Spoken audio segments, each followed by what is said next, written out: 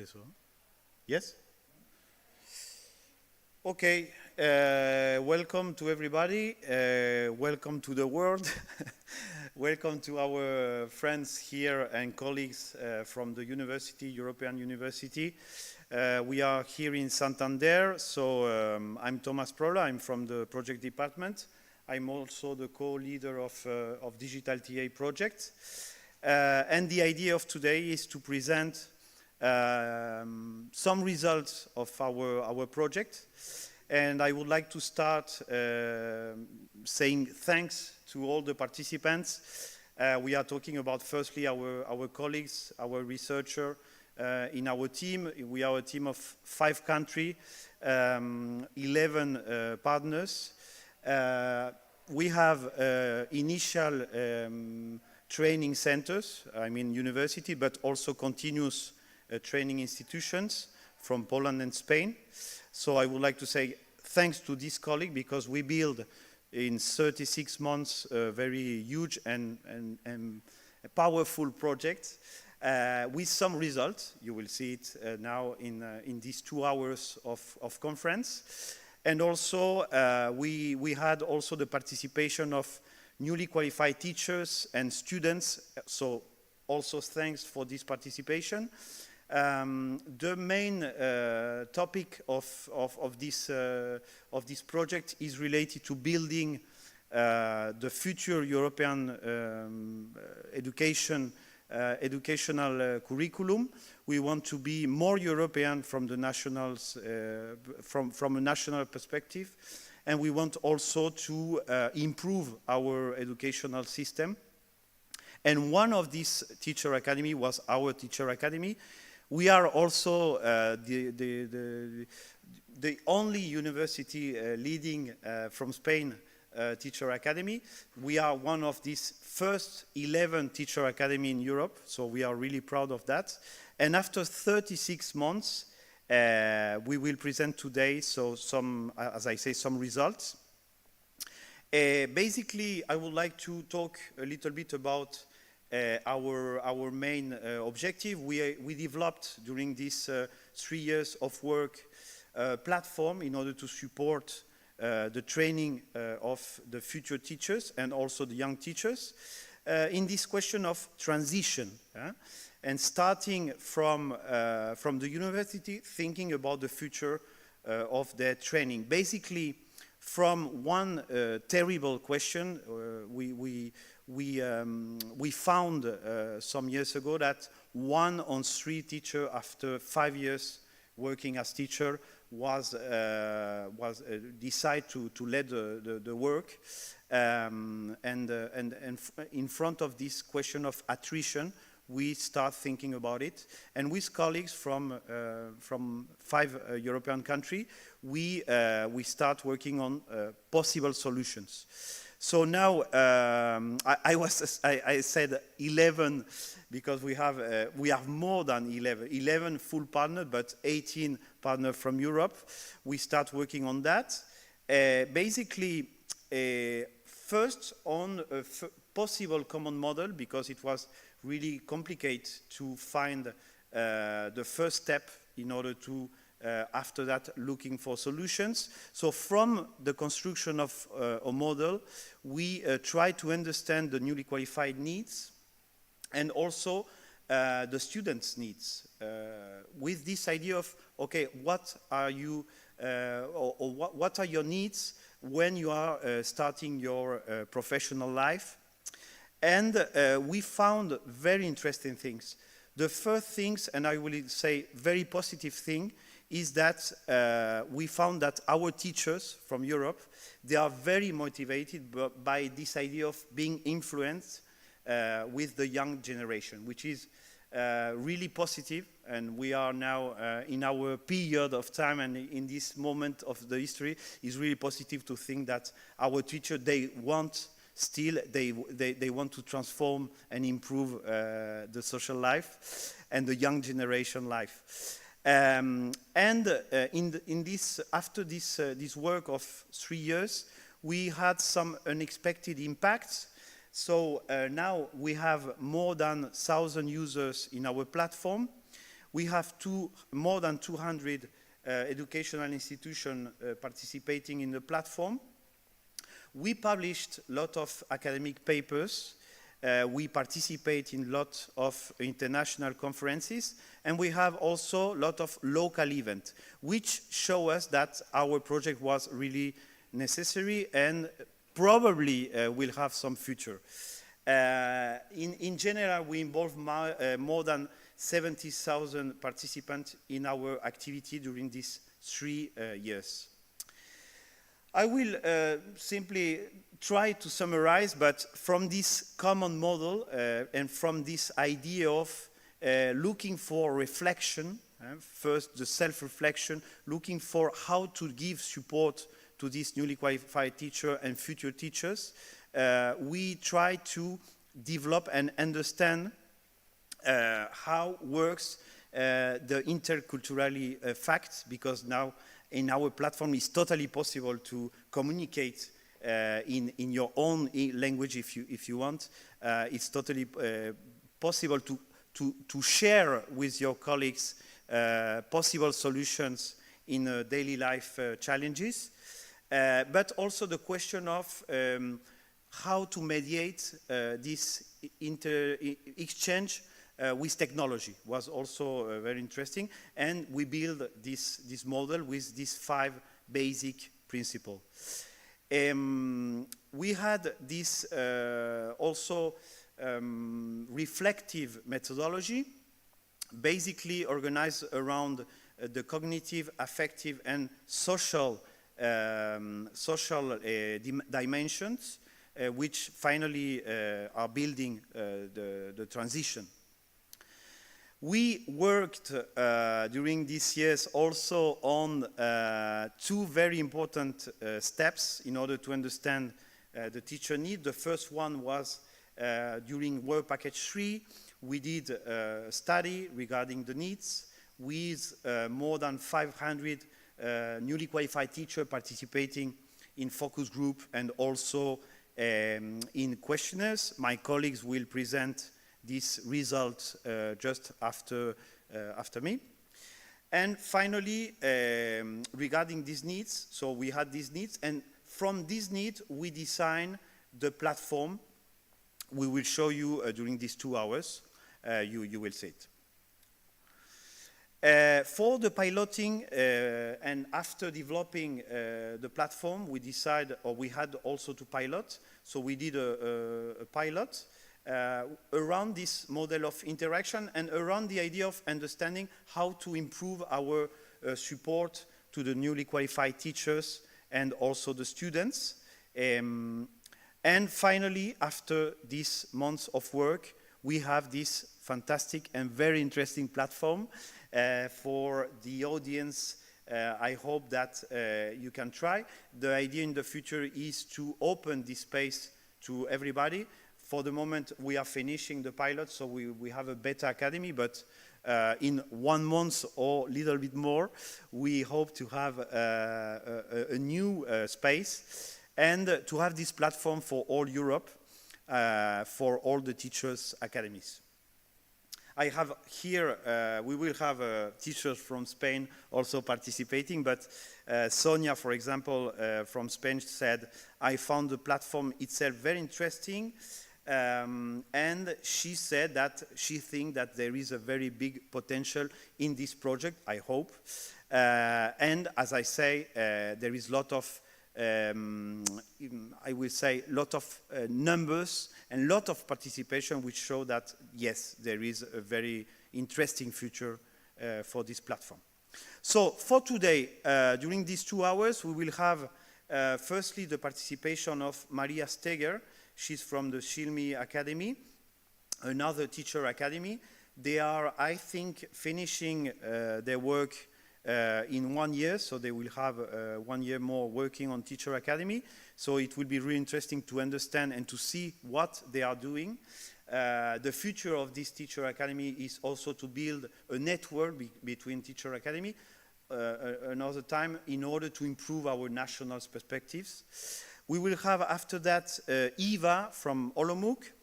She will talk about the focus group details and what the work they have done in Czech Republic. We will have a platform presentation from Salvador, our director of technology in this project. We will have, after that, Maria participating, giving us the perspective from Spain around the mentoring process in the platform. And finally, online, Lisa and Jos from Belgium participating and talking about the feedback from the students regarding the pilot. And Isa from Poland around the feedback also from the teachers and the newly qualified teacher which participating also in this second step of the pilot. After all the intervention, we will have some questions from the audience, so you are welcome to send us your question on YouTube, and this conference is also in live in YouTube, so you can write your question. You can write your question in the chat, YouTube chat. You are welcome. And now I think that's all as a presentation. So I will present Maria. Maria, are you here? Can you hear me? Yes, I am. Hello, Thomas. Perfect. I will give you the floor. 1 minute. Okay, if you want to share, you can share your screen. Yeah. Give me a second. So Maria Steger from Shilme Academy. Welcome, Maria. Hello The floor again. is yours. Yes. Thank you, Thomas, so much for giving us the opportunity to present SkillMe at your final conference. I believe that our Teacher Academy shares very much in your goals, and we have a very similar mission to yours in making the education system and the teacher education system more relevant for today's age. But I guess we approach it from a slightly different angle, and I'm very happy to present our academy and our first results now. As Thomas mentioned before, we still have 1 more year to go. So my name is Maria Steger, you already heard that. I'm the scientific project coordinator of SkillMe and also the managing and academic director of EduNet. It is EduNet's mission to empower teachers for today's challenges and tomorrow's opportunities. And this is exactly what we do in the Teacher Academy SkillMe as well. Let me quickly walk you through my presentation today. I'll present our consortium, our objectives. I'll of course share a few results, and I will also present what we have to offer to you in the remaining year. So let's start with our consortium. SkillMe is a partnership of 6 universities, 1 research institute, 2 foundations, and 1 NGO. Our team consists of experts from a broad range of fields, from science, from inclusion, from technology-enhanced teacher and learner interaction, digital literacies, media and information literacies, language experts, and so on. So quite diverse. We have 24 associated partners, and together with them, I think we are spread quite nicely across Europe, which is important if we want to make an impact, a lasting impact. And we don't want to stop here. We would like to invite you as well to join our mission. So it's our goal to find as many diverse stakeholders as possible to become partners in our hub, which at this point has some 250, I think, members from 28 countries. We want to get their insights and also ask them to help us share our results and increase a lasting impact. So what are our Teacher Academy's objectives? What's the context and what is our mission? We know that we all live in an era of digital transformations. Clicks are changing the world, and very often for the better. But there are also some downsides, as we know. With just 1 click, misinformation can be spread much faster than it can actually be fact-checked. And it's getting harder and harder to know which sources are credible, which information is reliable, and which information is not. And we saw that particularly during the pandemic, when the flood of misinformation really has eroded trust in science, trust in authorities, and as such really poses a threat to our democracies. And this mistrust in science is particularly unfortunate in a world and time where we're faced with so many global challenges that can only be solved with the help of science and only if we listen to scientists and follow their advice. I think this is underlined by the fact that 4 environmental issues were considered the most severe global risks by the World Economic Forum in a 10-year perspective. And within the next 2 years, misinformation and disinformation is considered the most severe risk. So these 4 environmental challenges, extreme weather events, and so on, these are prime examples of what we call socio-scientific issues, or what are called socio-scientific issues. These are major problems with a huge societal impact. They're very often controversial, sometimes even in the scientific community itself. They're open-ended problems. There are diverse potential solutions. There's not a single solution, and there's always an ethical dimension to them. And we always need to take personal choices in order to help solve them. So given that they're open-ended and controversial means that there is no ultimate truth. There are only informed opinions. And this is where it comes full circle. So in order to create an informed opinion, you need to know which information to rely on in order to, to create basically your own standing and decide what you want to do to contribute to solving these issues. So given these facts, we believe that it's one of the most important questions that the education system has to answer in the next year, how teachers can empower all learners to act as competent and effective democratic citizens in this world flooded by socio-scientific mis- and disinformation. And this is very much in line with the new PISA 2025 Science Competency 3. So science competency for PISA 2025 was broadened, or the idea of science competency was broadened to include exactly the competencies we are focusing on. The PISA experts define science competency 3 as research, evaluate, and use scientific information for decision making and action. And this was actually 3 years ago the starting point of our project. We started with analyzing the definition that the PISA experts brought forward, and we analyzed it in terms of the different domains of expertise that are required to actually nurture these competencies in the students. And what we saw is that a very diverse range of different expertises are required to nurture them successfully, at least from 4 very broad domains, as you can see here: language aspects, critical thinking, digital information literacy, civic and futures literacies, to provide you with names of the 3 or 4 broad fields. Given this diverse range of competencies that is required, we believe that it is unlikely that science teachers alone are prepared to foster these diverse range of skills in their students.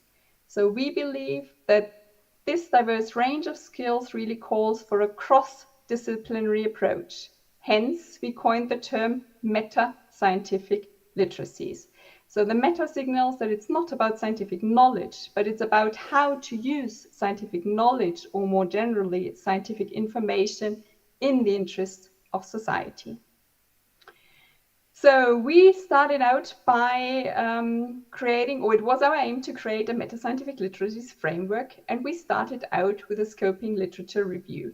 We collected the competences typically associated with media and information literacies, with critical thinking, digital literacies, and so on. And we saw that they're overlapping to quite a large extent. So what we did is that we systematically integrated them into a curriculum of 4 domains, with the 4 broad competencies: identify, search, and pre-select information sources on a socio-scientific issue, or coming across information, for example, in a social media feed. You need to open up your mind. Then when you pick an information source, you need to critically analyze the information within that source, click and think critically. Once you've taken in the information, you need to make up your own mind. So you need to evaluate the scientific and social dimensions of the socio-scientific issue and create an informed opinion. And finally, if we want our students to be active, democratic citizens, they need to learn to speak out and take action and exercise civic engagement.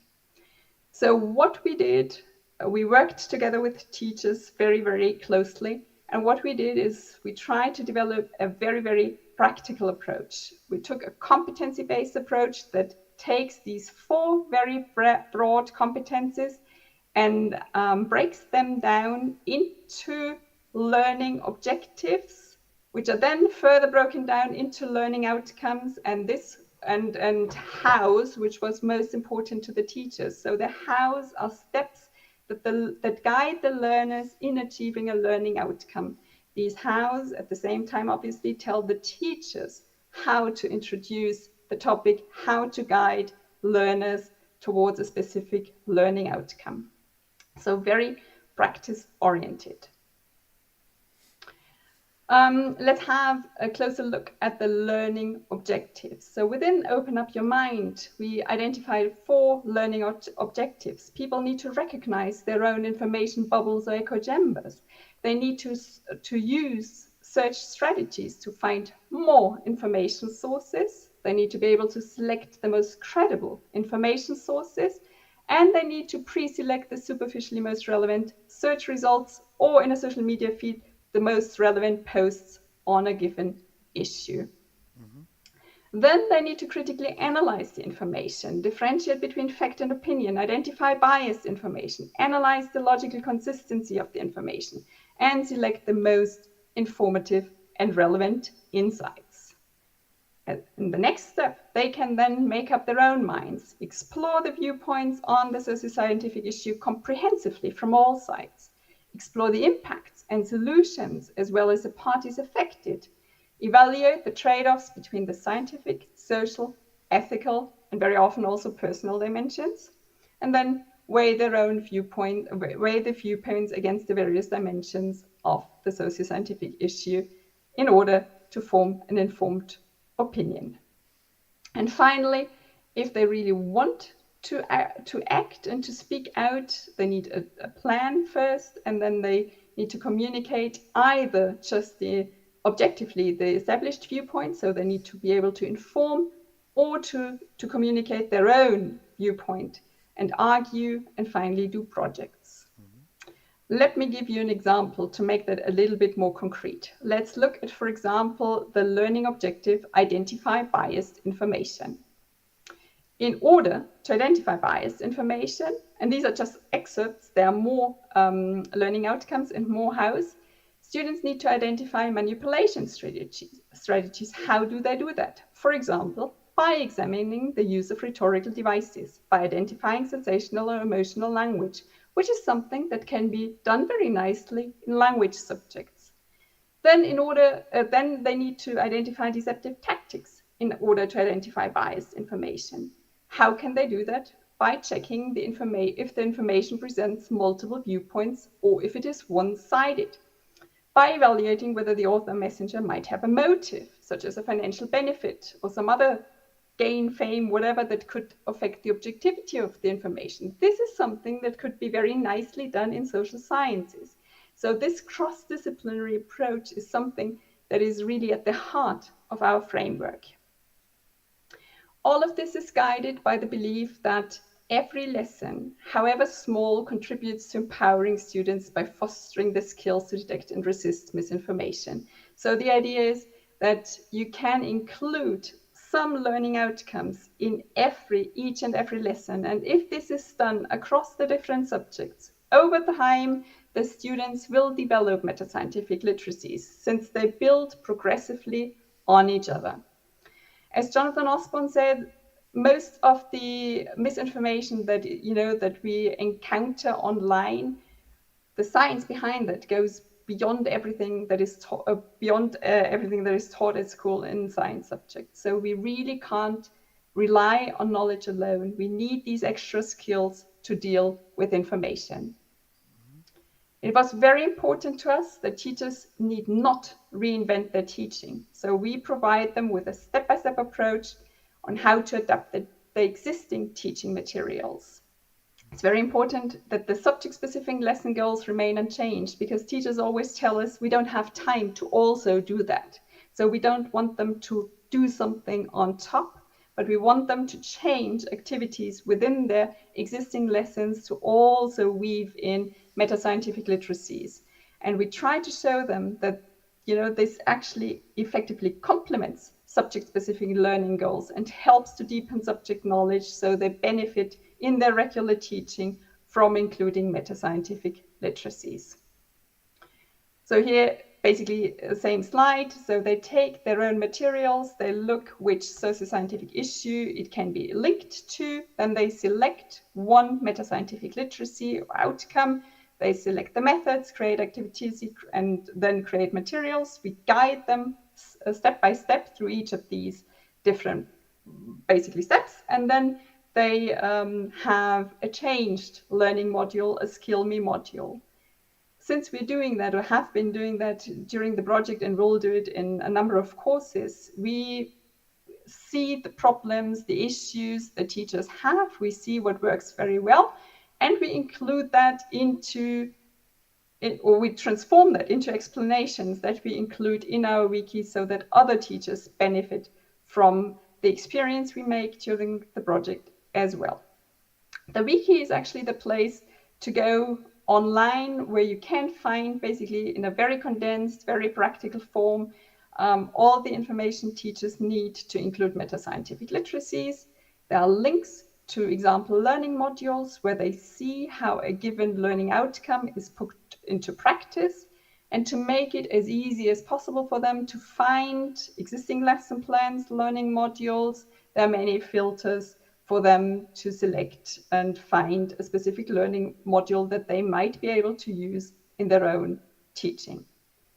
So, as Thomas said, I think we need to rethink education a little bit, and we need to provide more support to teachers in the transition phase, but also pre-service and in-service teachers. In the misinformation age, knowledge is readily accessible, so it can't be only about teaching knowledge. Our world faces global challenges, severe global challenges, such as the socio-scientific issues, and many of them do not have a single discipline solution. However, most of our schools are still organized into single subjects.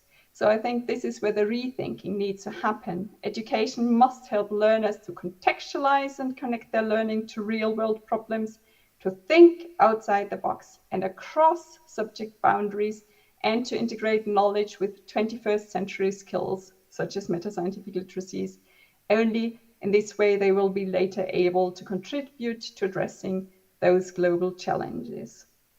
So to sum it up, SSI is basically, the SSIs can serve as a link connecting lessons in different subjects, in which different Skill Me learning outcomes can be fostered and promoted, and are linked across the different disciplines.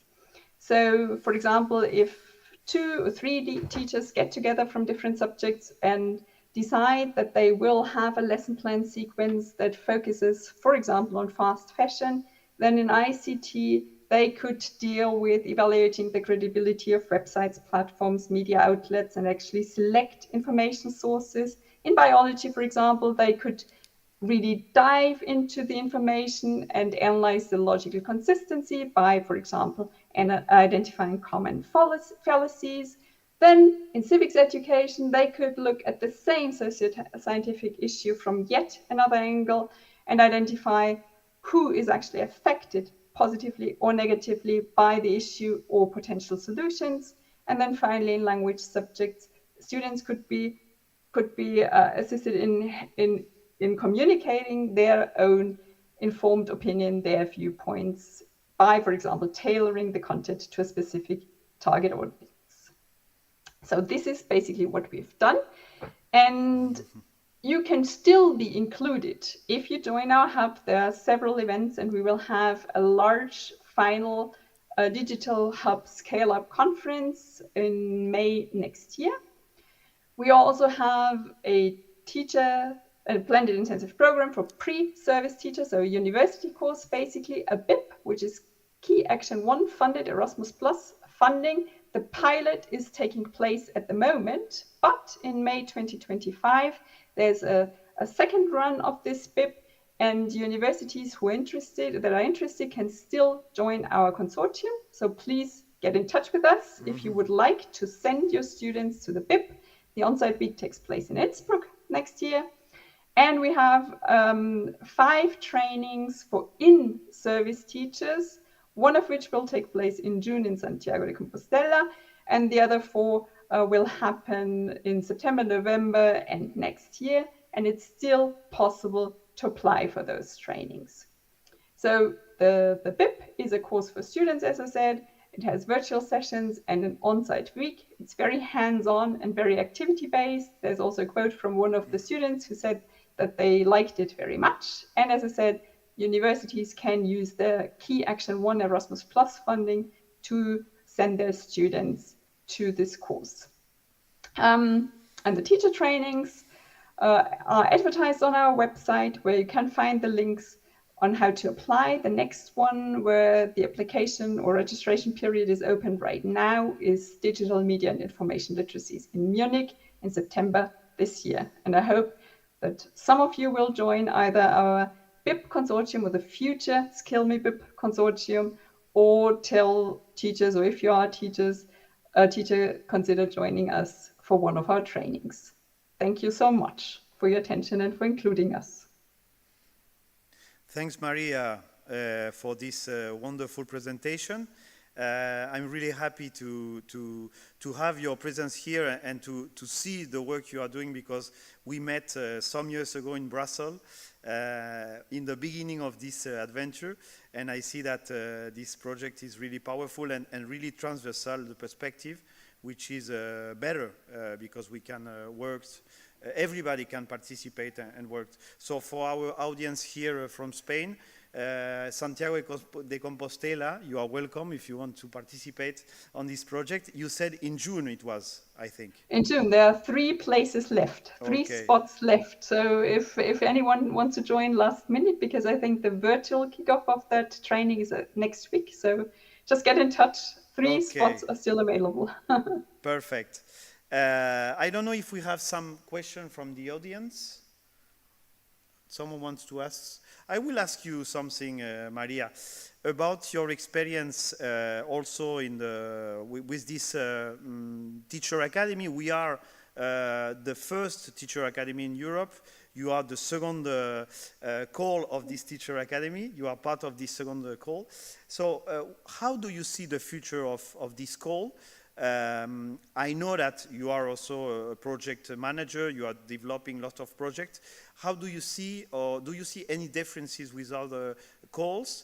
And what are you starting to think about sustainability around your project? What do you think? How do you want to design this future of the teacher academy, of your teacher academy?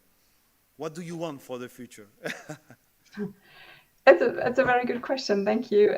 I think it's challenging to make projects sustainable in general. As we all know, when the funding ends, things get difficult. So this is why we put a major focus on the Skill Me Hub, to hopefully include as many stakeholders as possible, and to make them feel that the project is theirs as well, and that they can really contribute and that they can benefit from the results. Yeah. With the many teacher trainings, we hope to obviously find many teachers who will then also act as multipliers and help us be sustainable that way. The wiki will be something that remains online. I still believe that teacher academies are a pretty much unique funding opportunity to bring together universities and schools, and to bridge that theory practice gap that is still there. And as such, I think it's such a valuable and such a great program. And we will hopefully develop a follow-up teacher academy and submit it next year. Having said that, I think it's really, as I said, I think that the main advantage of the Erasmus Plus teacher academies is that I think they're the best opportunity to bring together initial teacher education, teacher professional development, and to include both sides to, you know, develop something that is research based on the one hand, but also practice oriented at the other, and which is a prerequisite for the results to be used afterwards, right? So I think having a second run of the BIP within the funding period, but not as part of the project. So it's not an outcome of the project, but it goes to show that we really want to continue offering these university courses. We modeled them on the Erasmus Plus K1 action so that we can use K1 funding. And the same is true of the teacher professional development courses as well. We hope to be able to provide them on a European basis as on ESEP, the European School Education Platform, and the course catalog, but also include them in the different countries and talk to state education providers, etc., to include them there as well. Thanks, Maria, for your time. And as you know, send us the output of your project. We are always sharing the result of your project. For us, it's really interesting. So thanks for your time. We will. I hope that you can travel the next time to Spain. You are welcome to our university. Okay. Thank you so much, Thomas. Bye-bye. And thank you so much to the audience, even though I can't see anyone. Yes, you have to see the YouTube after that. Bye-bye. Bye-bye. Thanks, Maria. So, dear friends, now we will have Eva. Eva, you are welcome.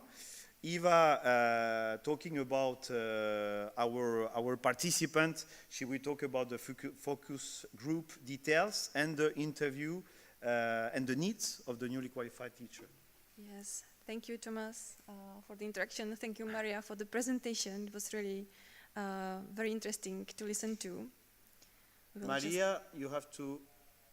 Okay, I'm still here. Thank you. The floor, please. A ver, presentar ahora. Tiene que dejar el. You have to get out the presentation, Maria, please. Okay, thank you. So, let me share the screen again.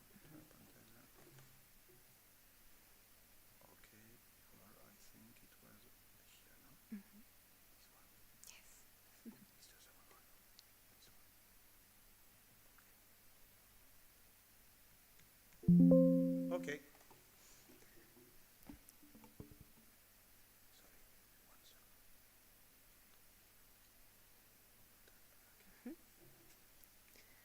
All right, hello to everyone. My name is Eva, and today I will talk on behalf of the team of University Palacký in Olomouc from the Czech Republic. And we would like to introduce you a bit about the needs that the teachers, newly qualified teachers have, which was the basis for the project, and actually it's the beginning of the story of the project itself. I would like to start with this simple quote from the book for the kids, The Boy, the Mole and the Fox and the Horse by Charlie Mackay. And this quote refers to the fears that we all have when we face something new, something that we don't know how to solve, and those emotions of insecureness that we have.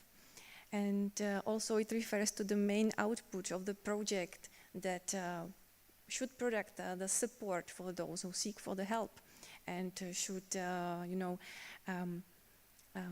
make the place for those who need the support by creating the learning community of professionals.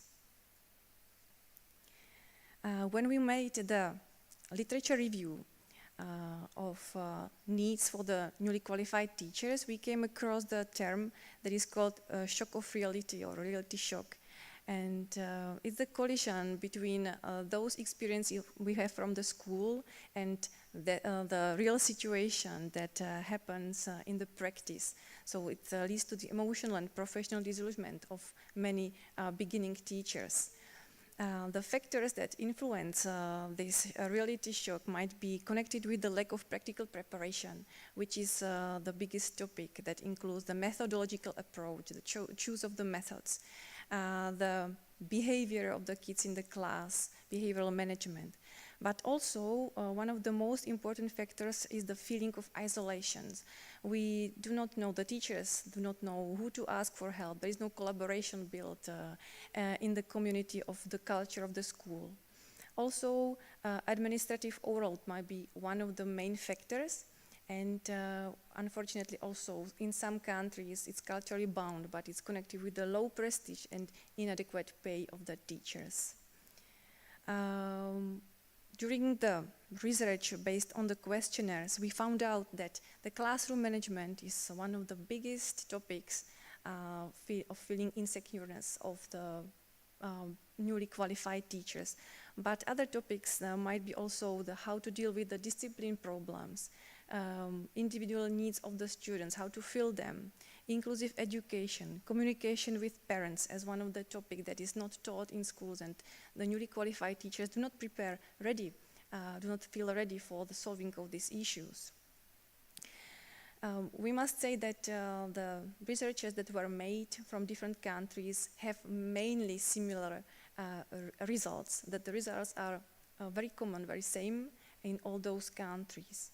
And just to have a quick overview on some numbers from the Czech Republic, 15% of newly qualified teachers leave the profession within the first 2 years.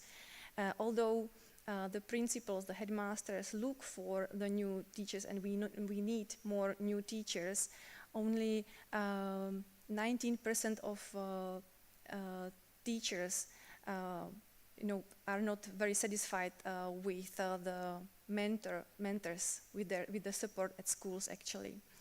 And 75% of teachers see themselves in the classroom even in 5 years. So it means that every fourth teacher wants to leave the profession in following 5 years.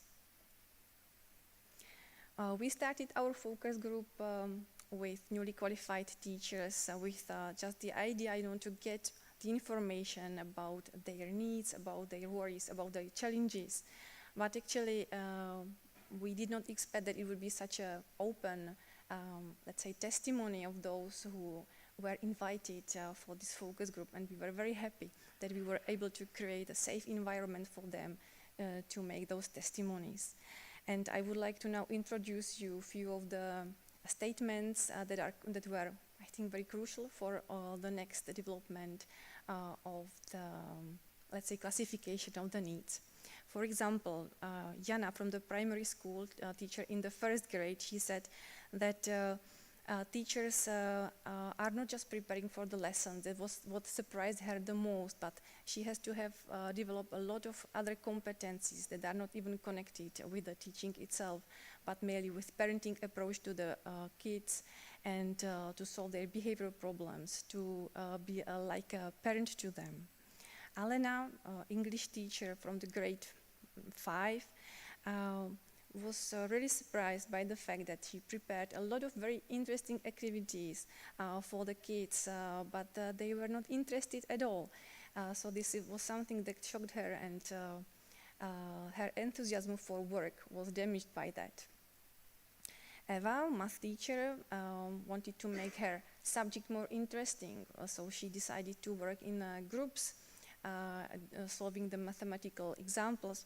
But she came across the problem that those kids were not able to work in groups because no one taught them that. So she had prepared very beautiful methodology of how to deal with the problems, but the kids were not used to, they were not able to work in the groups because they didn't know the rules. So it was something that surprised her, she didn't know.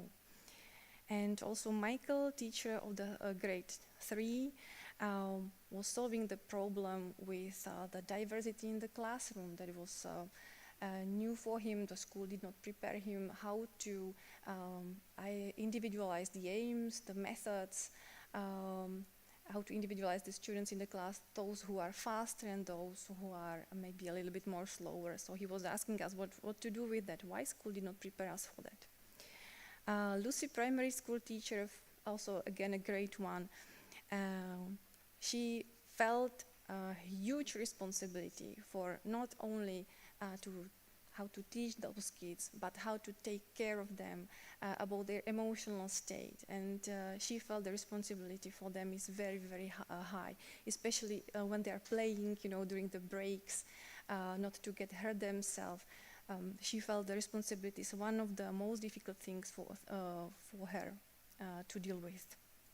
Now, let's hope it worked, this video. Also, other colleagues were collecting the testimonies from even students of education, and now I would like to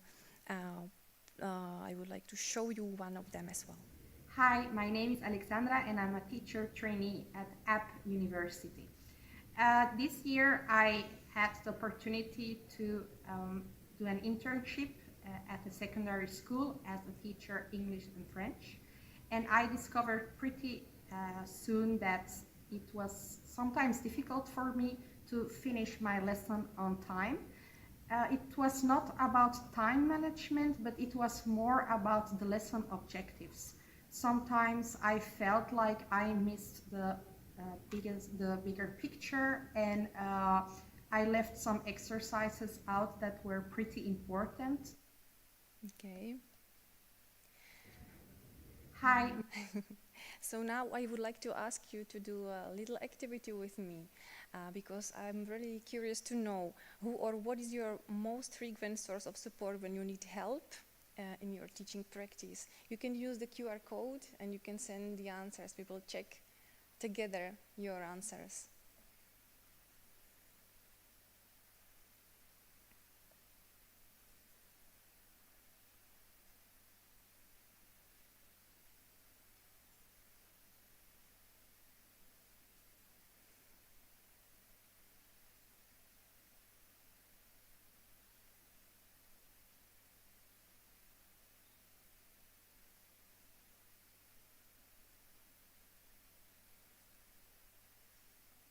So please use the QR code, or you can use menti.com and the code that you can see on slide.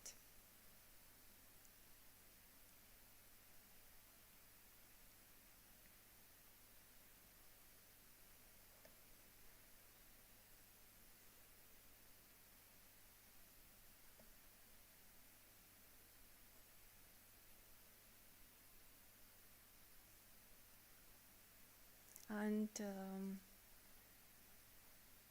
we already can see that your answers appear in Mentimeter, and one of the answers, online resources. Some of you ask a friend for help, videos or workmates from the school probably. Experienced colleagues. Okay, more of you.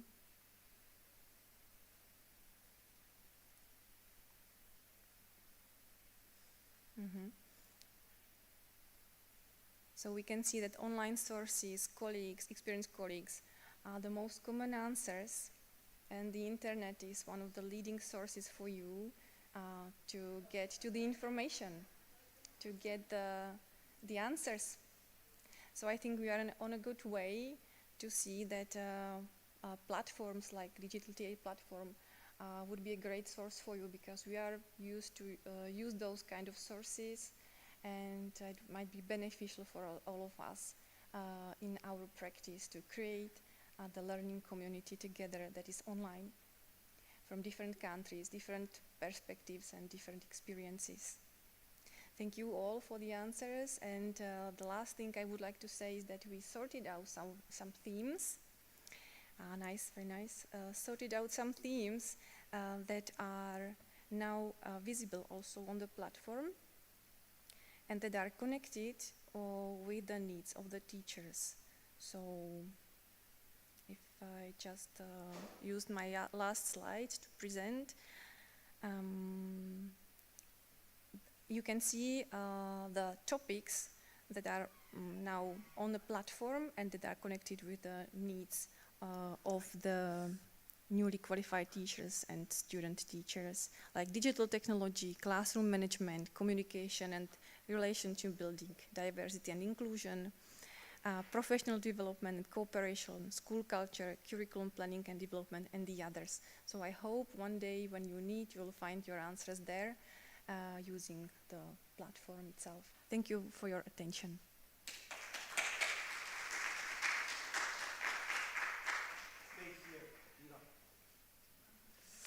Okay, thank you, Eva. So, sit if you want. Yes. You want to sit here? Sorry. So, we have some questions from the audience about your presentation. Firstly, thanks, and you did a wonderful work in this project regarding the detection of these needs. And we see your work with your team. Damping, she's here also. So we have a question from Jesus. Asking how was the most surprising moment during your interview process, the focus group you have done with the teachers and the students? Thank you for this question. I think the newly qualified teachers were already surprised by the invitation for this kind of focus group. And during the interviews, it was great that we were able to create a friendly atmosphere so that they were able to open with really their challenges and serious topics they were having in their heads. And after that, we could share, we could discuss together, and I also could hear, oh yeah, I am having the same trouble as you in a different school. So finally they said, oh, let's repeat that once more, those kind of focus groups, because it has some kind of therapeutical impact on us. So I think what is missing is the place to talk about the problems newly qualified teachers, but not only newly qualified teachers, but teachers at general have, and to share those problems, to talk about them, and not to feel isolated and alone. Thanks, Eva. Thank you very much. Thanks. And you are talking about this emotional dimension. And the next intervention will be Salvador Banderas. And we will see how Salvador transforms our ideas as an emotional, this different dimension of how to support someone in general, how this man transformed these ideas on digital environments. So thanks, Eva. Thank Welcome, you. Salvador. Salvador Banderas is our technological director in the project. Welcome. Thank you, Thomas. Okay.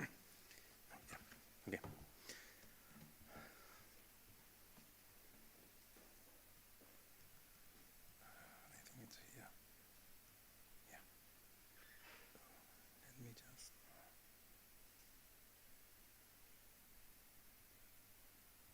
Okay, just give me a minute, please. Language. Okay, so hello everyone. Hello to the audience, to the people at home. Thank you for being here. My name is Salvador. I'm from FUNVER, one of the partners on the project. I'm actually from the technological partner. Our mission in the project was to develop one of the outcomes of the project. That was this platform that has been speaking a lot in the while that we have been here until now. So our mission actually was what Thomas was saying right now. That was to take these needs that both in-service and pre-service teachers have in the moment when they transcend from this moment that they're students into the real life, and they start to experience all of these challenges, all of these issues, all of this shock that Eva was talking about before. So, and that's what we did. So on the one hand, we had what we proposed on the first minute. One of the things that one made in the project was to develop a pedagogical model that was really supported on the concept of reflection. And then using the needs that we identified, the topics that we identified, and some of other aspects that the partnership provided to the project, well, we came with this idea of this teacher academy that integrated many of the things that we wanted to do from the beginning. Maybe the most important thing that we did at the beginning, because it was a long design phase, is that the original proposal talked about challenges. So there was two main pillars on the project. That was challenges, the challenges that the users had on this first contact with the professional work, and reflection. However, since reflection was the other pillar, we understood that challenges were just part of what we wanted to identify here. So we transformed challenges into experiences, because we didn't only want to talk about challenge, problems, issues. There's a lot to reflect on what's actually being done well as well. So I'm having success, my class is working really well, I have this beautiful group of people. There's a lot of reflect on that. So we transformed the concept of challenges into experiences. And that became the core aspect of our platform. So as Facebook has posts, Twitter has tweets, our Teacher Academy has experiences. So what a pre-service teacher and in-service teachers finds when they register onto our platform, it's this space on here with some videos, some concepts to do, some themes that you have already seen on Eva's presentation, and some things that I will be talking about in a bit. But the idea is that they have, based on the pedagogical model that was created, the idea is that the user needs to share their experience with the world, with anyone. The target of the platform is, of course, in-service and pre-service teachers, newly qualified teachers and students as well. But the thing is that we open the platform to everyone, and I mean educators from all educational levels. So you have not only from secondary grade to primary grade, but you also have higher education, you have VAT, you have all the educational levels. So the idea is that when one of these users, that one of these newly qualified teachers or students, education students enter the platform and they share the experience, this experience is not just seen by their peers, it's seen by the whole community of educators around Europe, or at least in the countries that the platform has been tested until today, that can support the reflection process that we want the user to, the newly qualified teacher to do. So, just as a show of what we have in the platform, the first thing that we ask the user is, what do you want to do today? And then they can explore existing experiences from other users, they can ask questions, they can share an experience, they can connect with experts, meaning people from other educational levels or people with more experience than them on the matter in the same educational level. Discovering resources that may be useful for them, getting inspired by real cases. This is a database of study cases that we have in the platform. And this is not for everyone, because only users with privilege can do that, but they can create a new case as well, a new study case. So we launched this platform into the pilots. We did 2 pilots, one focused on pre-service teachers, the other one in-service teachers. And the thing that we did is, okay, come on, let's share your experience. So what they did was start sharing experience. It's a really simple form that they only have to share a title. They want to do it publicly or privately, because maybe they just want to connect with someone and not through the entire community. The language, themes that were the themes that we saw before, tags, and I will be speaking about this tags feature in a moment, and the context. Just as a quick reference, the methodological model that was pedagogical model that was developed asked 3 questions. What is happening? I don't remember what. I don't know what, so what. So it's 3 questions that the user has to answer in order to complete the reflection process. So this one is the first here, it's the what. So the first thing that the user is is asked is to share the experience and to describe what is happening.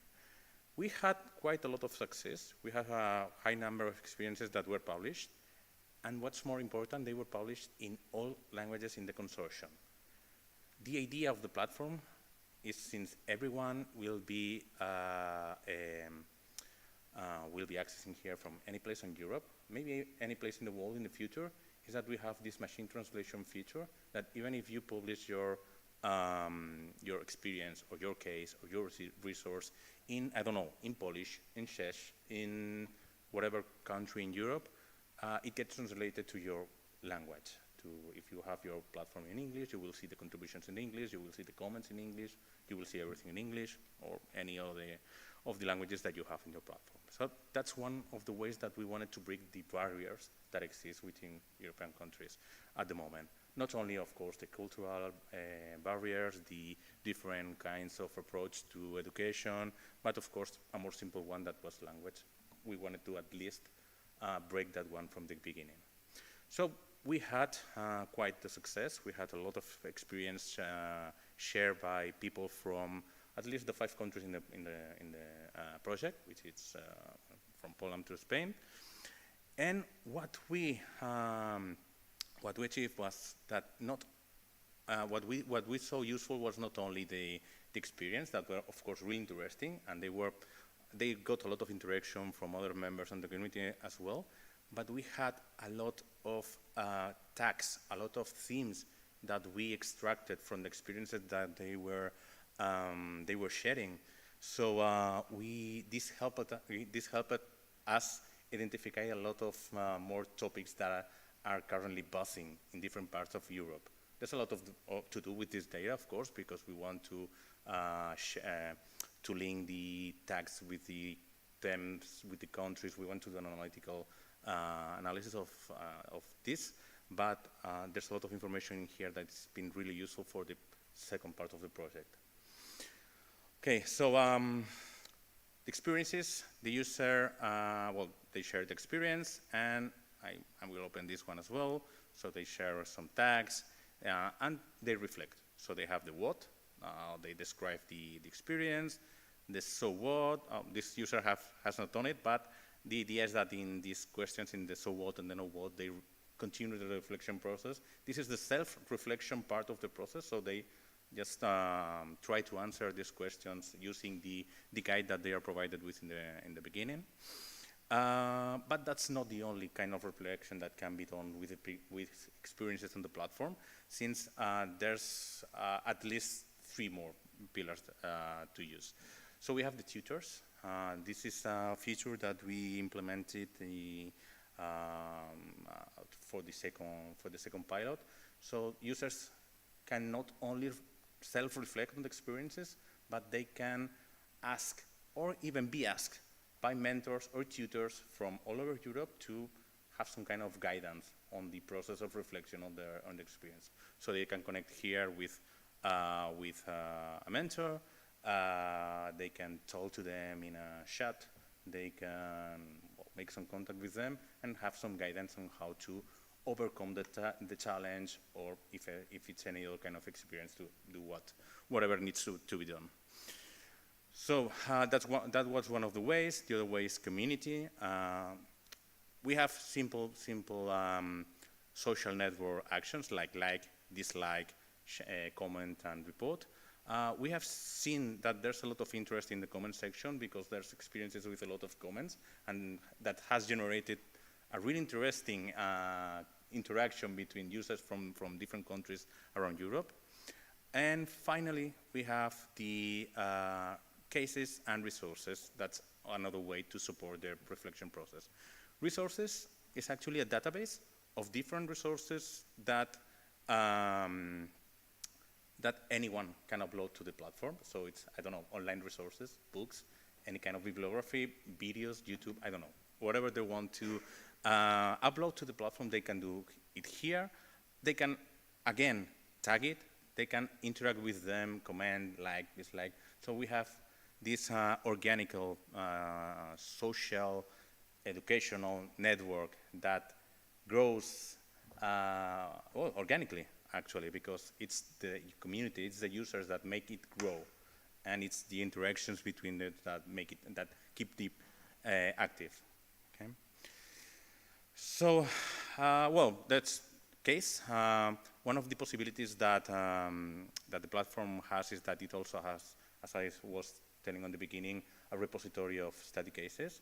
So this repository of study cases is not only cases that were done by the consortium, by the partnership on the project, but there's also some cases that were born from experiences.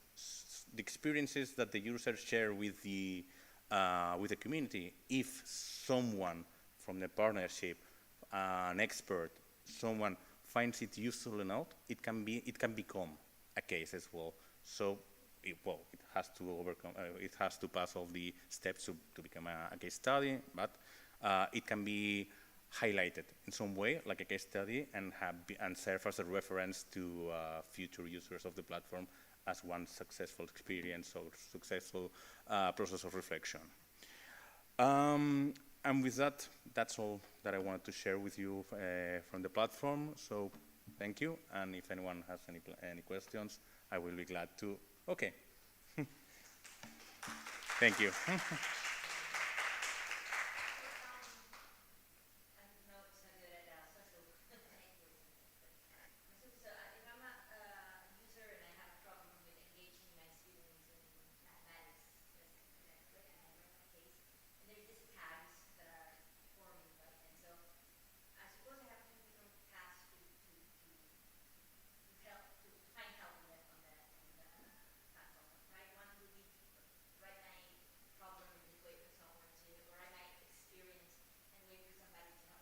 Mm-hmm.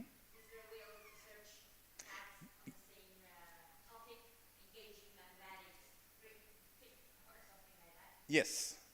So for the people on the online, the question was that as there is a functionality to ask for help and just wait for the help, the question was if there was any way of looking for things that were already done, maybe something from mathematics that if there's a way. Huh? A quick. Yeah. Instead of writing something to quickly access something that was already done on a specific topic or a specific matter or context or theme.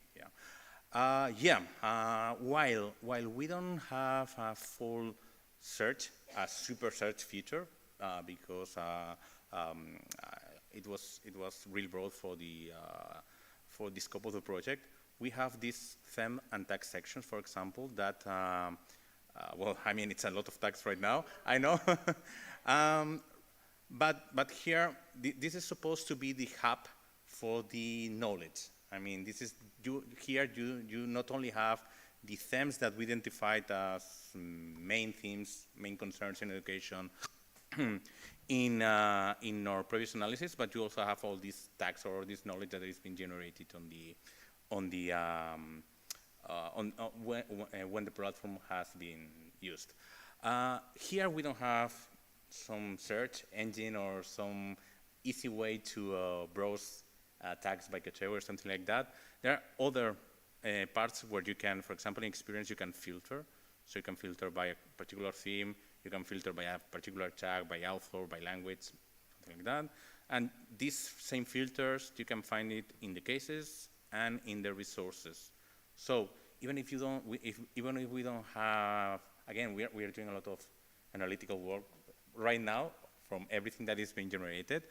So even if we don't have an ontology or some categorization of everything that is being generated, and of course we don't have a way to browse that ontology, we have some ways at the moment to find stuff quickly. However, take into account that this is a prototype for the moment. It was the prototype that was needed for the outcome of the project. We will have some advancements on the next month, targeting to the end of the project. And who knows if when we open to the public, this will continue, because that's some things that we are still talking about. But answering your questions, yes, there are ways, but not a super search or something like going directly to what you want at the moment. Yep. Technologically, I'm completely uneducated, so it might be, but it will be pretty interesting if when I put my case, I'm writing my case, my blog, and all that, and I'm using tags that are probably already there, right? But I'm using words and things, or I can maybe there is a space where I can put a couple of words that are, if that connects me in the future with other possible cases that relate to those tags, so I can start a search there. That could be Yeah. we also have a good motivation for me to write my case Yes. instead of just looking for the quick fix. Yeah. So for the people online, the member of the audience suggested that we, for example, can make some kind of quick suggestions when you are, I don't know, writing your what or your so what, or writing a new case, that maybe while you are writing, you get some suggestions about, I don't know, some resources from the same thing, some experiences that related to the same experience. And actually, we had a similar idea during the design phase, but unfortunately, we couldn't make it to the current stage of the process. But it's a really good idea. So thank you, and probably in the future we will have something like that. But because right now, with the rise of artificial intelligence, there's a lot of possibilities for something like that. And yeah, and I think that will be one of the ethical uses of artificial intelligence that we can use. And yes, yeah. Thank you. Thank you, Sarah. That's all. Thank you. Thanks, Salvador, and thanks for the suggestion from the audience. I forget to talk about our partners in this project. I mean, I talked about 5 countries, but yes, we have the participation of the University of Olomouc. Here, 2 colleagues from Olomouc. We have in our project participating as a full partner Limerick. They will be online. Tomorrow we have a workshop with Limerick. We have AP from Anvers from Belgium. We will have Joss participating just in some minutes. Funiver from Spain, UNEAD from Spain. Segovia also from Spain, the continuous training institution from Segovia. Janko Czarnowski from Poland, SCDN from Poland also, continuous institution. And we have 3 partners. They are participating mainly reviewing our materials. The University of Barcelona, the continuous institution of the University of Barcelona. We have the government of Cantabria participating also, so actively in the reviewing also the materials. And finally, ATI, the Association for Teacher Education in Europe, also as a associated partner of this project. Next intervention, Salvador was talking about the mentoring and the way they are, you can find some support in our platform. And yes, there is different way. One, and we saw it, is from the learning community, also from peer-to-peer support, also from the mentors, and that's why I will ask you, Maria, to come.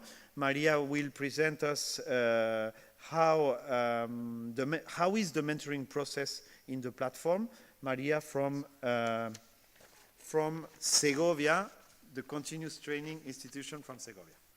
Dime dónde está mi presentación. Okay. ¿Cuál era? Espérate.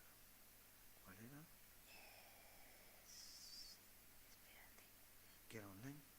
No, yo la tenía. Me has dicho que la habías descargada, ¿no? Aquí.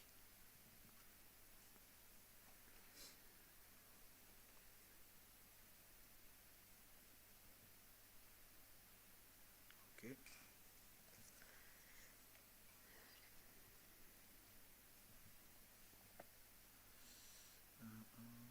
Listo. Okay. Hello, good afternoon. As Thomas has, can you hear me? As Thomas has said, I am talking on behalf of the CFIE, the Educational Innovation and Teacher Training Center of Segovia, Spain, and I am going to introduce you to the mentoring process in the platform of Digital TA. I am going to speak about its framework and who, what, and how to mentor. Well, we all know what mentoring is. According to the Cambridge Dictionary, it is the act or process of helping and giving advice to a younger or less experienced person, especially in a job or at school. It may seem easy at first sight, but it was not so easy, because when we first met back in 2022 here in Santander, we were teachers from 5 different countries and had different ideas of what mentorship is. Therefore, we established the basis for our work in a paper with a strong European dimension. This paper is the harmonized European model of practical training, providing guidance and support to school teachers, and that's the basis for our work. Well, we knew that our best chance of success was to act within the framework of the program guide of the Erasmus Plus Teacher Academies and the application form of our project, Digital Academy in Teaching Practice for a Seamless Transition from Pre-Service to In-Service. According to the Erasmus Plus Teacher Academies, they emerged to complement the work carried out by the Council of Europe in the framework of the creation of the European Education Area 2025 and beyond, which includes the Digital Education Action Plan. And our project aims to improve the practical training of future teachers and university teachers in European countries, reducing their professional burnout. This defines the target group of our project. This is, well, sorry, they found some hurdles. The Erasmus Teacher Academies found out that the aging of teaching professionals and the shortages in the teaching workforce. And in our application form, we had talked about the problem that is in many European countries. In the years since student teachers completed their university education and in the first years of employment, many young teachers leave the world of teaching. And that hurdles defined the target group of our project. This is the mentor. The mentored can be student teachers, newly qualified teachers, pre-service teachers, new teachers with less than 3 or 4 years of experience, and that determine the mentor. The mentor can be in-service teachers, school teachers, and university teachers, hereafter referred to as mentors and tutors, and teacher trainers. The profile of the mentor in our platform is a qualified teacher with less than 5 years of experience in school, with at least, 5 years of experience in schools, experience of or interest in mentoring, and additional information like teaching level, subjects, specialism, areas of interest, the country, the language that can be selected with a translation option, can be found in the platform. And the profile of the tutor is a qualified teacher with at least 5 years of experience in universities teaching student teachers. Well, if you look at this geometrical figure, what figure is it? What can you see there? It's an hexagon, isn't it? What does it remind you of? Well, it's a cell hive, because in fact, we follow the beehive model in this paper I've told you about. In this paper, we established the background supporting the pedagogical model of the platform following the beehive model. It is based on the mediation of mentors for the reflective learning. So I'll go on to talk about who, the main actors, the mentor, and the tutor profile.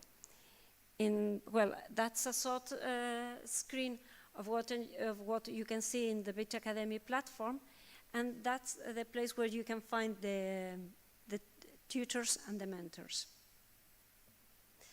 If you click tutors and mentors, you can see a list where information about them and their contacts are available. So, what to do?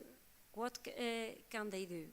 The mentor can ask questions, can connect with experts, and the mentor and the tutor can connect with the mentor and create a new case. Both of them can explore experiences, share their experience, discover resources, and get inspired by real cases. That's a sort of screen also of our platform.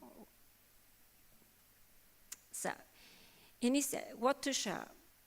Initially, the mentors and the tutors who were the project partners shared experiences and created cases based on the themes that came out from the survey and focus groups to know the mentor training and professional needs. Also, the themes of the Erasmus Plus program guide were included, and they are inclusion and diversity, well-being, that is to empower future teachers and provide mentorship to student teachers, among other things. 3, environment, climate change and sustainability. 4, digital capacity building of teachers, learners and organizations. 5, STEM and STEAM. And 6, common values, civic engagement and participation. Later on, when the piloting was open to more mentors, tutors and the mentored, the button See More was added. And here you can see there are lots of tags in different languages with the topics or themes that have been included. How to? Now I'm going to explain you how to mentor, how to participate. This is based on the harmonized European model I have talked about before, and the methodology we use. It is a model that uses collaborative tools, agile and participatory methodologies in order to provide a learning environment where each teacher can reflect and research on their practice, accompanied by a community of peers. The educational model is oriented towards participation and the collective construction of knowledge from an interdisciplinary and intercultural approach, open to formative social and work experience. And that's a scheme of how to mentor and how to participate in our platform. I'll talk about it later on, so we can go on. Well, I have taken different short screens of this paper showing how to participate, to share experiences, to share cases, but as Salva has already explained it, and we'll have a workshop tomorrow about these topics, I'll just show the short screens, okay? So, the model, I refer to the previous model, proposes the collaborative design of case studies using methodologies such as problem-based learning and the development of a reflective practice guided by a mentor and shared with the learning community. This methodology is considered part of the active methodologies which are mainly used in the current called student engagement. What should I do? Should I let him join or? Okay. So, student engagement covers 2 major dimensions. 1, the capacities that the student, in this context, the mentor, must acquire in the learning or mentoring process, and 2, the learning environment that the teacher, in this context, the mentor and the tutor, creates in class. That's the platform Beta Academy, to facilitate its acquisition. The variables are in terms of teaching, or active learning, reflective methodology, the teaching learning environment, that is the platform in our case, the mentor or tutor and mentor relationship, mentor-tutor and mentored interaction, the feedback to help learning, and the relationship between the mentored, which is also very important, the relationship with other mentored and cooperative learning. So, how to begin the reflective process as a mentor? As a mentor, we can ask a question, we can share, you can share your experience or connect with others first. Of course, you can use all the other options except create a new case.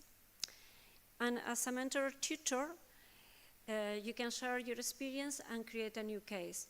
That's are a difficult role, so I have also underlined explore experiences, discover new resources, because maybe before sharing your experience or creating a new case, you would like to check or see what other mates have already done. And I have also short screens of examples of relationship or exchanges.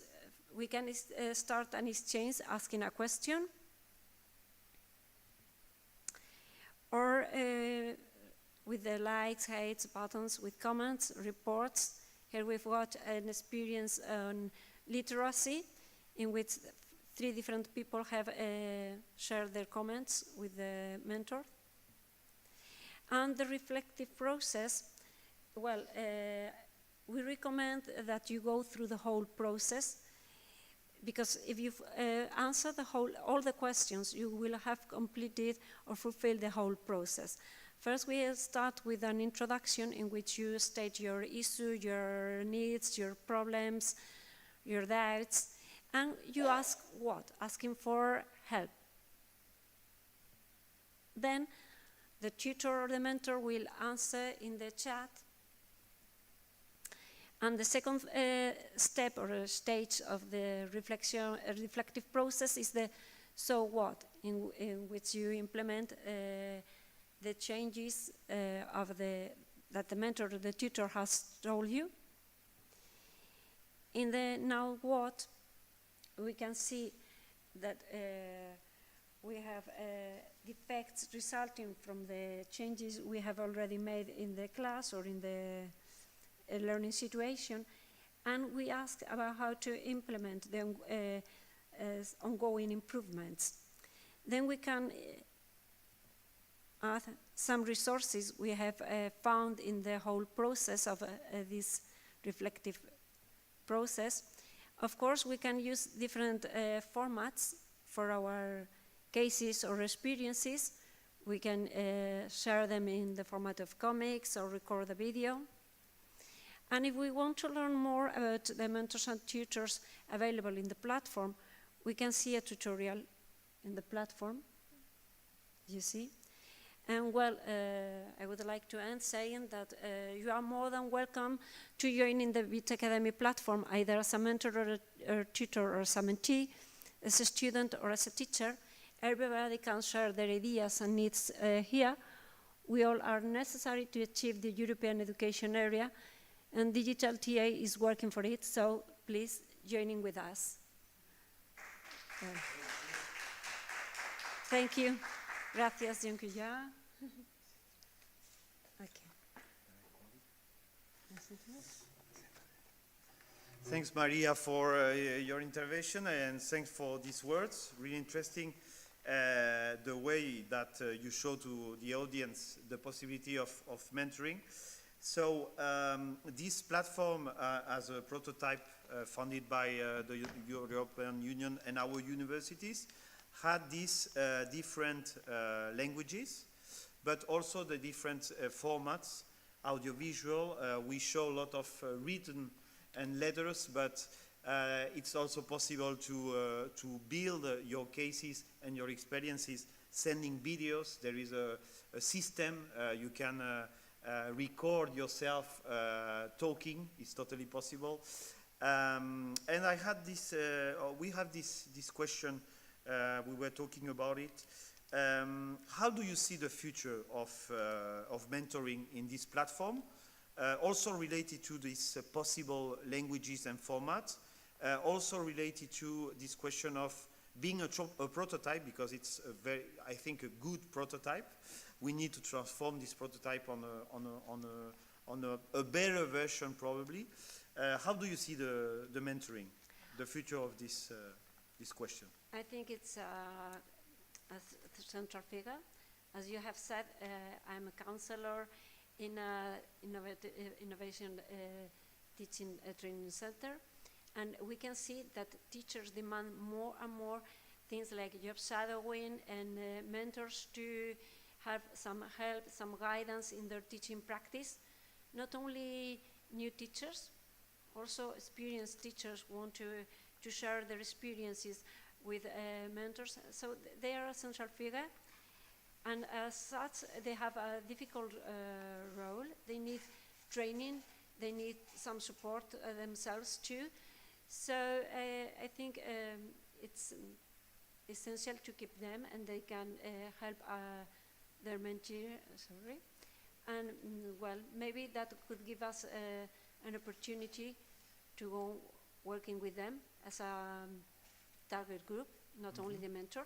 Okay, so focusing more on the mentors and probably building a sort of training for them.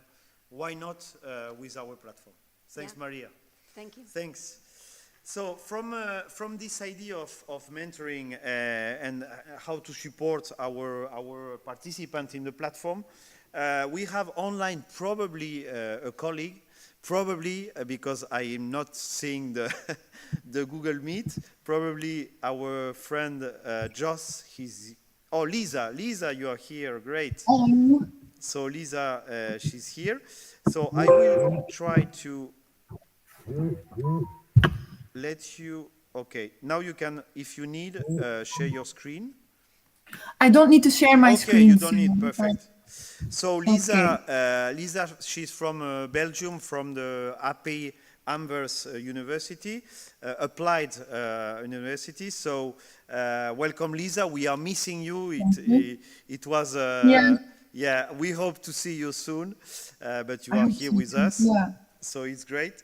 And Lisa, she's going to talk about the feedback from the student because, as we said, this is a prototype. We are finishing the pilot. And our colleagues from Belgium, they were in charge of analyzing. So there is a questionnaire in the platform. Actually, sorry, we just share with the audience in YouTube the way to registering in the platform. So you will see now from our website, Digital TA, that you will have the access to the platform, so you can register. It's really easy to do it. If not, you have to talk with Salvador. No, it's really easy. It's self-registration, it's open. And when we will have this experience, until the end of this month, there is a questionnaire, and these responses will be sent to Lisa. And Lisa had a first analysis, so I'm really happy to hear because I have no idea of the feedback from the students. So Lisa, welcome. The floor is yours. Thank you. Thank you. So hello, everyone. I'm Lisa from Belgium. My colleague Joost couldn't make it on time, so I'm going to do it by myself. So I will talk about the feedback of the students during the pilot. But first of all, what did we learn from the literature is that the platform, of course, should address teachers' needs. It should be helpful in solving problems related to the teaching practice.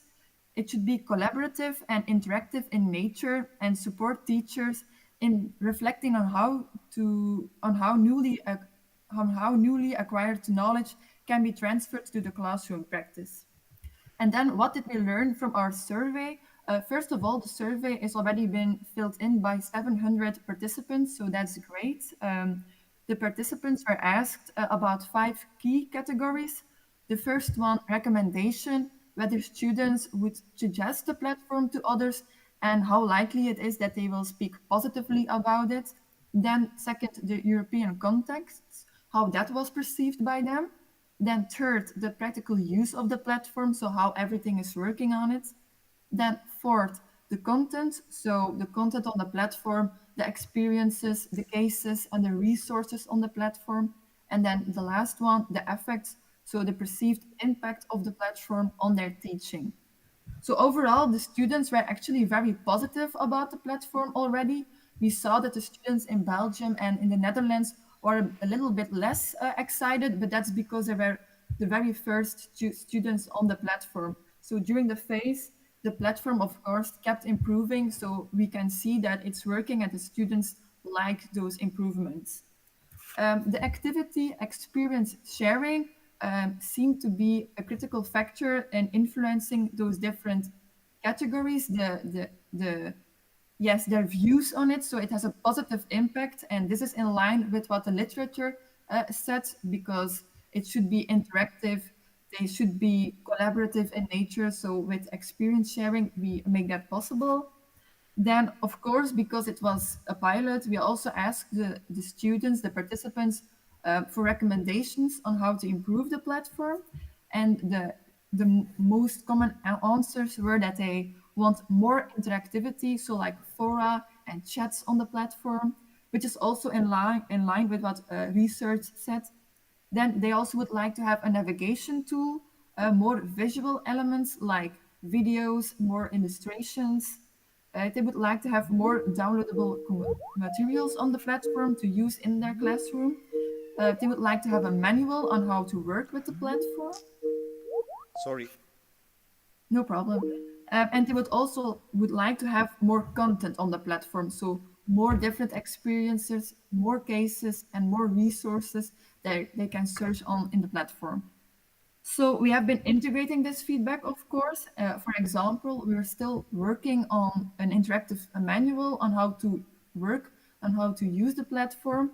There is already a navigation tool right now. Users can upload their own videos and there are more pictures on it. So we're working with the feedback of them. So this is in a very short nutshell, the feedback of the students right now. And now we're still, of course, busy with analyzing the feedback further because this is just from a pilot report. So thank you for your attention. Thanks. Thanks. Okay. Thanks, Lisa. Do we have any question from the audience? No? Okay. So I have just a question related to this idea you share, no, about this the student or the questionnaire responses. They are showing some interest regarding a mix of different formats regarding the training of the teachers. I'm talking about basically the digital format, but also the face-to-face format. We know that in our work as a teacher trainer is really important to have the people also in our classroom. So what do you think about this question of the future of the training regarding the possibility to mix also the two formats? Are there some responses regarding this question? Are we going to have more training, digital training in our face-to-face university? Is there some answer or some ideas shared by participants? This is my question, Lisa. By participants, like students from app, they would like to use it in their internship. They are all in different schools, and we as tutors, we go to them and talk with them, but they don't see each other on their schools. So I think they would think it would be nice so they can communicate with the other students on different schools. How is it going there? Do they have the same issues, maybe some different issues, and to share your experience actually. Yeah. So we see that the distance learning is also okay. This question of the platform is also very useful for the distance learning. And I have another question also regarding the format, because you talk about or the users, they are saying us that it will be great to have more materials, audiovisuals and pictures. But the question is that the materials, they are built by the users. So so it leads to a question: why are we not sharing more audiovisuals and more picture? Do we have any ideas from your response? I think in the beginning, regarding from their feedback, it was for them not clear on how to make videos by themselves and to post it on the platform. I think that was not clear for them on how to do so. Okay, so this is a clear idea to improve in our prototype. Thanks, Lisa, for your participation. You're welcome. I hope Thank to you. see you soon in Santander in our beautiful university. Yes, sure. Okay, thanks. Yeah. Thank you. Thank you. So from this participation of Lisa regarding the feedback from the student, I would like also to say hello to our lovely friend Isa from Poland, from Kielce. She's here, yes, connected. I will, okay. Do you need to share your screen, Isa? Yes, hi, hello. Can you hear me well? Yes. And we can see Awesome. also your screen. Awesome, wonderful, great to hear it. Hello, everybody. How are you, Isa?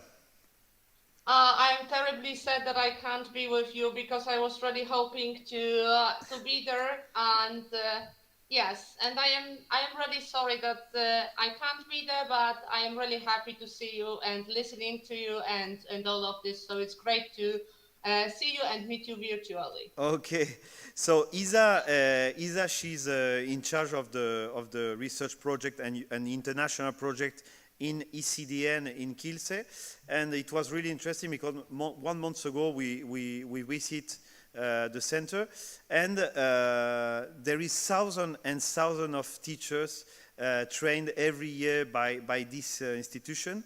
So that's why it's so important the work they have done in the project, with, I will say, a very interesting participation. In general, from Poland, the participation was amazing. So, Isa, the floor is yours. Welcome. We can hear you now. Okay, thank you very much. As I said, heartily welcome from Poland.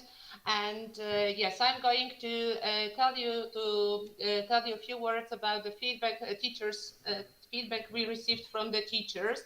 And I decided to focus on the feedback given not only about the platform, but basically about their needs as well, because that was the beginning. So just let me start from the conclusions. We got to know that what happens. Our teacher told us that they basically need clear guidance and practical resources to help them navigate the early stages of their career. They also require strong support network through mentoring and peer collaboration to build confidence and develop professionally. And thanks to Digital TA, thanks to great team, we had the opportunity to cooperate with. We have discovered these needs because honestly, we were not thinking what could be the possible needs of the newly qualified teachers. And let me tell you in the very beginning that when we were shown this diagram, this picture, that is the final outcome, I myself, I am a teacher. It was for me like a bit shocking because the project, as you can see, is very complex. But thanks to different institutions, we could find a different perspective and we could assess or just evaluate teachers' needs, not only in Poland, but also in Spain, because we had the great opportunity to get to know with Segovia, our great partners, Maria and Jesus, and together we did some researches, some workshops promoting the newly qualified teachers. As you can see, that was a long way, but finally we found what we should do. We need that our mission is in the project, actually has also been in our everyday activities related to work we do, is to guide and empower newly qualified teachers during their first years of profession, to assess their needs and to develop case studies and platform resources. We did our best to have somehow conversations with them to get to know what they really what their real expectations are, and how should the platform be adjusted to their needs as much as possible. We know that the platform is prototype, but we also know that there were different versions, so it evaluated and it was getting more and more adjusted to to teachers' needs. And our task in the project was also to present the platform and provide an overview of its key features and to gather the feedback on the platform's functionality for further development, because that's not the end of the story. And here at this point, I would like to mention that my manager has signed a document that we are going to use and introduce the platform into our everyday activities, which means I will use it to working with teachers, not only those newly qualified, but teachers in general. So I believe the process of mentoring that Maria has mentioned will be growing And Eva was talking about teachers, newly qualified teachers' needs. So we hope that step by step there will be more and more users willing to share their experience. Our task in the project, and hopefully after the project, will be also to coordinate the network meetings and mentoring activities, as I mentioned previously. So within the projects, to get to know what our teachers' needs, they were organized different activities, and we've tried from our both institutions, we tried to get to know teachers' needs from different perspectives, working with our supervising institutions and with the superintendent's office. So basically, we were searching for the possibility to reach as many of them as possible. And in the very beginning of our cooperation, we decided to get to know, okay, talking about the newly qualified teachers, what do we mean? Who they really are? These are the teachers with the experience up to 5 years. And we were really curious to get to know what is the percentage of people, of those who work like 1, 2, 3, 4, or 5 years. As you can see, the biggest population, like 38%, were those newly qualified, really newly, which mean 1 year. And those like 2 or 5 years were the teachers where the amount of them were like the lowest. In the very beginning, just to offer them kind of support and adjust the platform input to their needs, was to find out what are their needs. And during one of our meetings in Belgium with when we were presenting the feedback of our research, it was very interesting for us, for me and for Marysia, to find out that those needs were quite similar. So we did the research let's say, independently in Spain and in Poland, but the answers were quite similar. So in both countries, teachers, most popular respondents were like atmosphere of cooperation in their school. They need this cooperation, they need this support. They need support in terms of communication with parents, classroom management. Sometimes they feel insecure about it, as well as individual needs of pupils. Well, least popular choices were like relation with the local community. In this sense, they feel rather well. Teaching well-being, in the very first years of their work, they don't seem to think about it that much. Knowledge of social diversity, I think this response is because they are not really, I don't want to make any judgments, but perhaps they are not really aware of this, how great this diversity may be in the future. Teacher reflection, they are doing their job. So I think they need time to figure out that, I don't know, maybe there is something I should change or not. And school work management is like this. They are supervised by somebody, do their work and feel comfortable. But what was very interesting, these were the soft skills that they need support in. And basically, all these needs were defined in this pilot report dedicated to in-service teachers, which is available and hopefully will be useful for all mentors and trainers who will work in the future with this kind of group, this group of teachers. What are the 3 most relevant difficulties and challenges in communication? Here I have some questions which I randomly choose from the surveys we did among the teachers, and you can see distance in communication among colleagues. So basically that's the pity that sometimes the newly qualified teacher feels lonely, and really he or she would love to get to know how to deal with different situation and what solutions could be possible. We understand this distance in communication as, I don't know, maybe it's after pandemic, but like everybody is focused on themselves rather than talking to each other.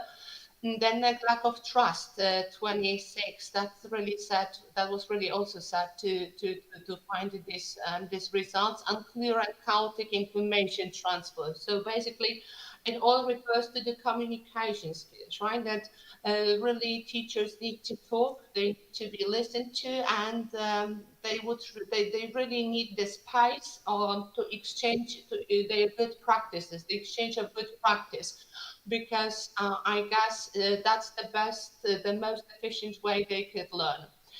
What should be the three most relevant topics to be covered in teacher training courses for novice teachers? And here, that was a great variety of responses. The biggest one was neurotypical addiction, no, not addictions, neurotypical learners. We had also multiculturalism, multilingualism, we had assessment, we had subject-specific content knowledge, and here our engineer who is responsible for shaping the platform was also trying to find out the solution. How can different key topics can be placed there, and we were preparing certain contents for those who would need this kind of support. Weaknesses as a novice teacher, lack of professional experience. You can see that these answers are quite similar. Lack of self-confidence, self-assurance, assertiveness, fear. And all these answers, actually, these responses are very true and very honest, I would say, because in both institutions, in Segovia and in Kersa, we organized, they were organized like a support, different kind of support for those teachers, during which we were trying to promote and encourage newly qualified teachers to share their experience. And this feedback we got, for example, thanks to the network of collaboration, because we did, that was actually an inspiration. The project was inspiration to us to develop this network of collaboration, where we organized the network for newly qualified teachers with the total number of hours like 84. And there were like 36 consultation meetings in smaller groups and 6 online meeting sessions in the whole group. We had some mentors working, my colleagues from Świętokrzyskie Service Teacher Training Center, and my colleagues and I were, you can see some of them here in the presentation.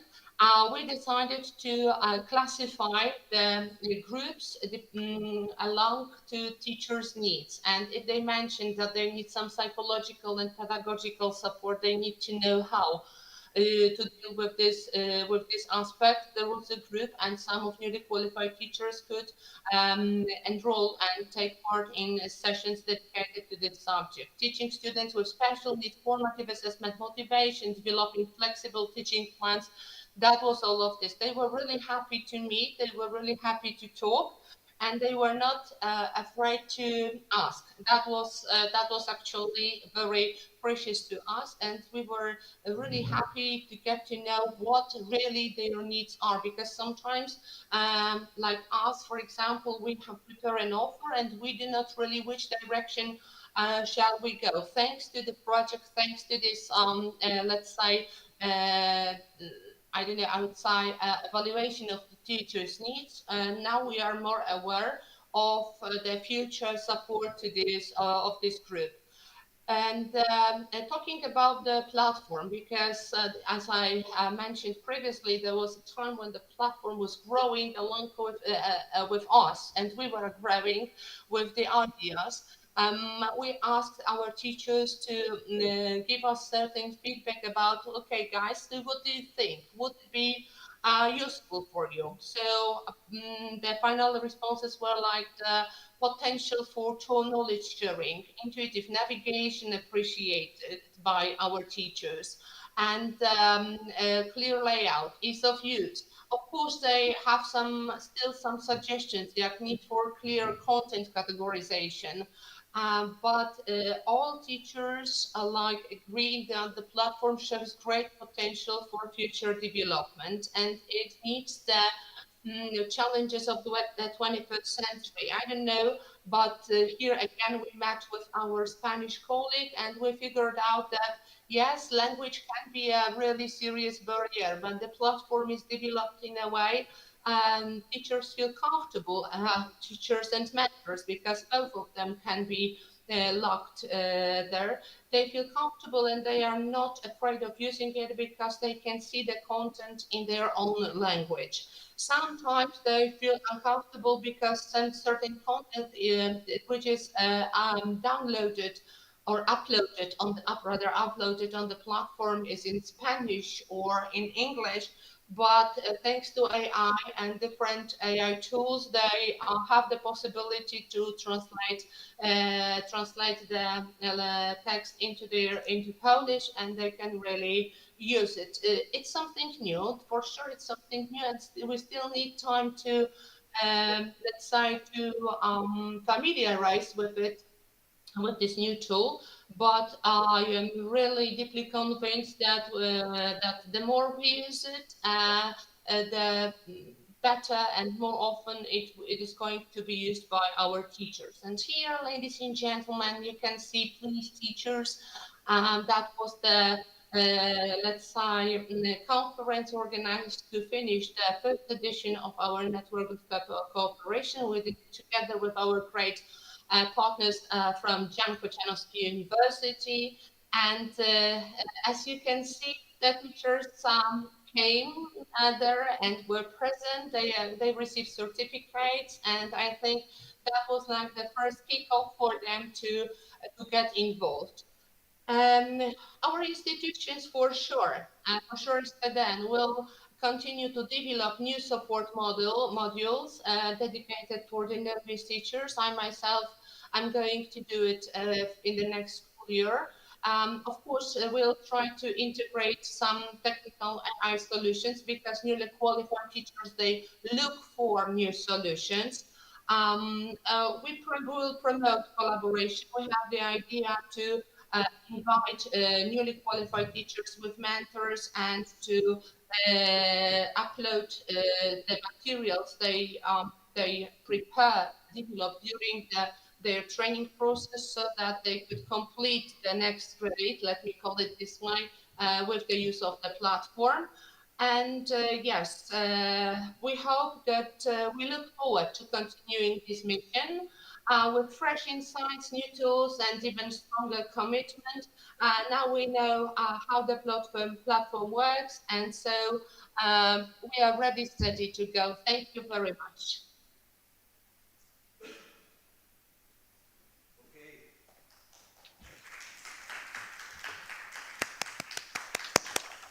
Thanks, Isa, for this word. We see that this platform is also impacting a lot in your case and in your teachers. So I had a question related to the process you did also as an institution and continuous training institution. So we know that this project, and Maria talked about it also today, is different because we are collaborating the continuous training institution with the initial and the universities. So we talked today a lot about your institution and institution of Segovia also, saying that for us as university is really powerful and really interesting because it's the way to understand better the needs, etc., etc. So for you, and in your case, how was your experience collaborating with universities? Okay, so maybe I will tell you, Thomas, you are my mentor, first of all, because there were situations where really I could learn a lot, but that's the thing. But I would like to say that Eva, Agnieszka, Ania, Jos, and the girls from Ireland, everybody, guys, you are mentors to us because we are like practitioners. We have the practical view of what teachers can do.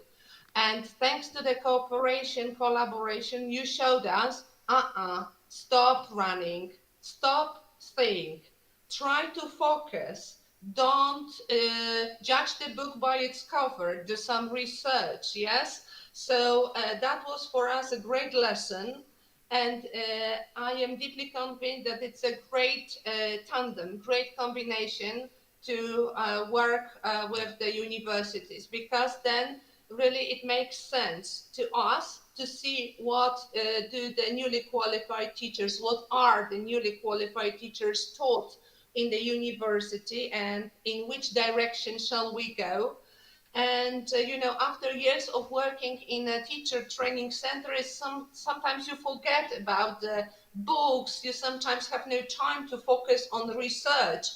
And thanks to this project, you gave us this opportunity. You even made us, guys, my colleagues from the universities, to think deeper, to analyze certain issues, and we really appreciate. You are very good mentors.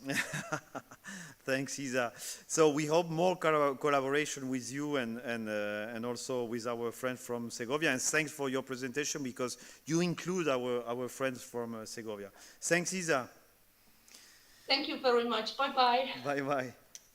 So, dear friends, dear audience in YouTube, thanks for this moment. It was the opening conference of the Digital TA last dance.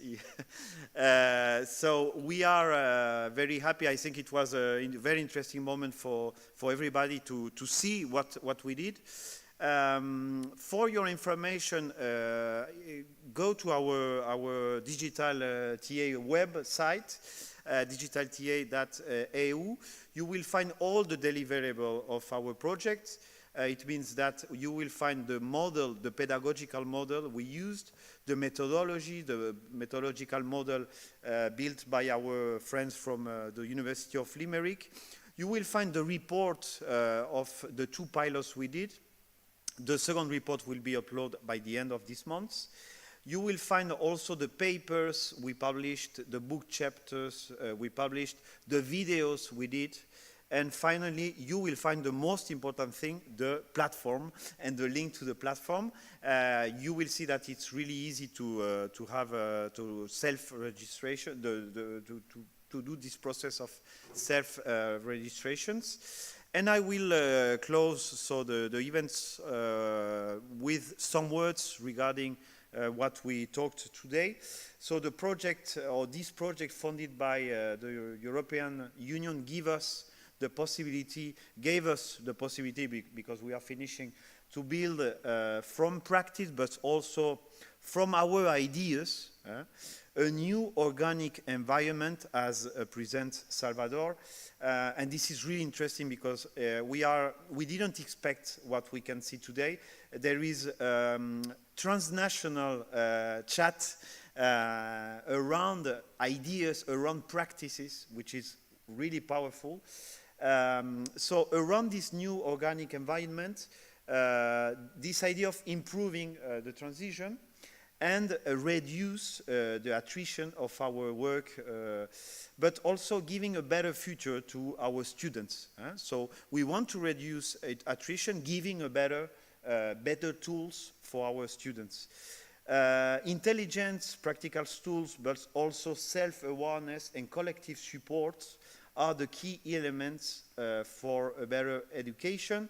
And with this Digital TA project, we try to build an environment for this element.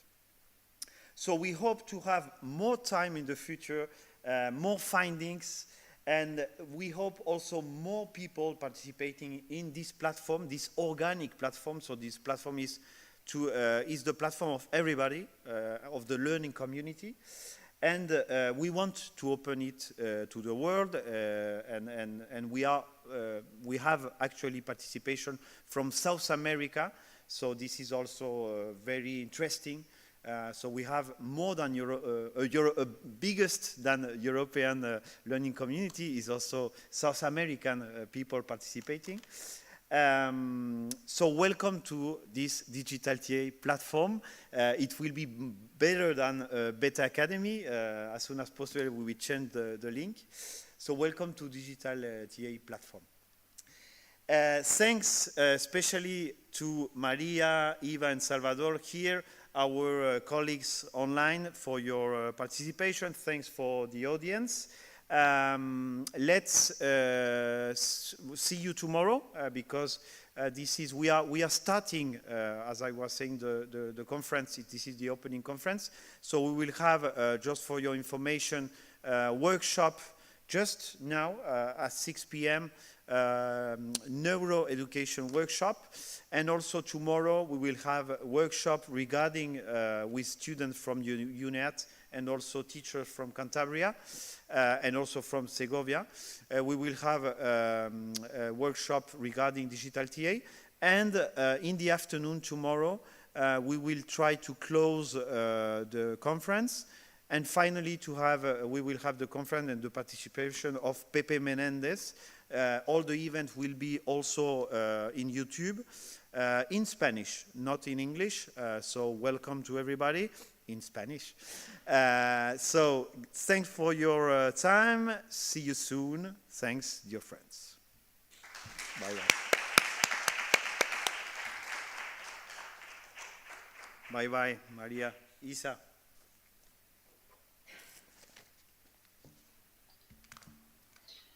Bye-bye, we'll see us tomorrow. Bye-bye.